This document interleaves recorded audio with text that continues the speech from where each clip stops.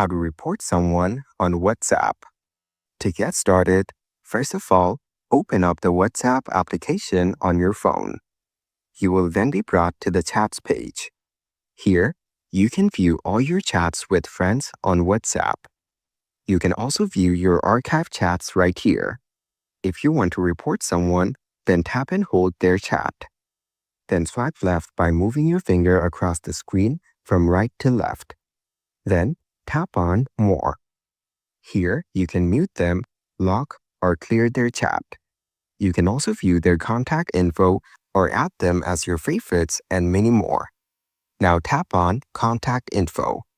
Here, you can view their contact number, profile picture, and their about info. You can also manage their chat settings. Now scroll down to the end and tap on Report. Tap on Report again to confirm. You can also block this account by tapping on Report and Block. If you report and block, your chat with this contact will be deleted from this device only. You have successfully reported this account. Following these steps, you can easily report someone on WhatsApp.